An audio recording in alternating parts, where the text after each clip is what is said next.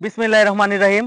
সকলকে স্বাগত জানাচ্ছি আরিয়াল খাবিদৌত খিদিরপুরে ইউনিয়নের মনতলা এবং কটিয়াদি উপজেলার মোশো ইউনিয়নের বৈরাগীচর গ্রাম থেকে। আমরা দেখতে পাচ্ছি এখানে একটা ডিঙি নৌকা বিরাজমান, দুই পাশের প্রাকৃতিক পরিবেশ সৌন্দর্য, প্রাকৃতিক সৌন্দর্য, সবুজে ঘেরা লীলাভূমি। সম্মানিত দর্শক মন্ডলী, এই দুটি উপজেলার সংযোগকারী একটি ব্রিজ যদি নির্মাণ করা হয় তাহলে বাঁচবে অত্র উপজেলার কৃষি, বাঁচবে অত্র উপজেলার কৃষি অর্থনীতি। সম্মানিত দর্শক মন্ডলী, আমরা যদি দেখানোর চেষ্টা করি, ওই যে ওই পারে দেখা যাচ্ছে, ওই পারে দেখা যাচ্ছে ঐতিহ্যবাহী নরসিংদী জেলার খিদিরপুর ইউনিয়নের মনতলা গ্রাম। আর আরেকটু যদি আমার উল্টা দিকে দেখানোর চেষ্টা করি, এটা হচ্ছে কটিয়াদি উপজেলার মোশো ইউনিয়নের বৈরাগীচর গ্রাম। সম্মানিত দর্শক মন্ডলী, দুটি উপজেলা সংযোগ স্থল হচ্ছে আমাদের এই ব্রহ্মপুত্র নদী। এই ব্রহ্মপুত্র নদীর মধ্যে যদি একটি ব্রিজ তৈরি করে দেওয়া হয় তাহলে বাঁচবে দুটি উপজেলার কৃষি নির্ভর অর্থনীতি, বাঁচবে দুটি উপজেলার শিক্ষা এবং সংস্কৃতি।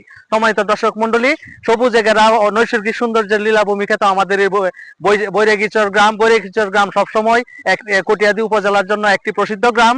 আমরা চাই সেই উপজেলায় গণপ্রজাতন্ত্রী বাংলাদেশ সরকার যেন এই দুটি জেলাকে সংযোগ করে একটি বন্ধন তৈরি করে দেওয়া, একটা ব্রিজ নির্মাণ করলে এই দুটি উপজেলারই শিক্ষা সংস্কৃতি এবং বিনোদনে এগিয়ে যাবে। সম্মানিত দর্শক মন্ডলী, আপনাদের জ্ঞাতার্থে বলতে চাই, খিদিরপুর ইউনিয়ন একটি প্রসিদ্ধ ইউনিয়ন নরসিংদী জেলার। এখানে শিক্ষা সংস্কৃতি বিনোদনে এগিয়ে রয়েছে। এখানে রয়েছে অনেক সংস্কৃতি খ্যাতিমান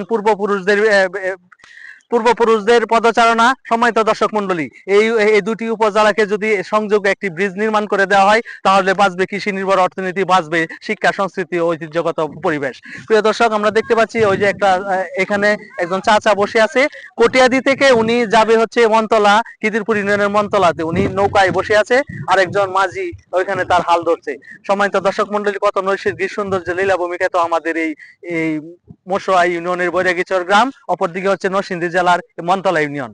আমরা চাই এই দুটি উপজেলা সংযোগ স্থল থেকে যেন একটি ব্রিজ নির্মাণ করে যথাযথ কর্তৃপক্ষের দৃষ্টি আকর্ষণ করছি, এবং দুটি উপজেলার মেলুবন্ধন বা সেতু বন্ধন যেন সুদৃঢ় হয় সেই দিকে সকলের দৃষ্টি আকর্ষণ করছি। ধন্যবাদ সকলকে। আসসালামু আলাইকুম।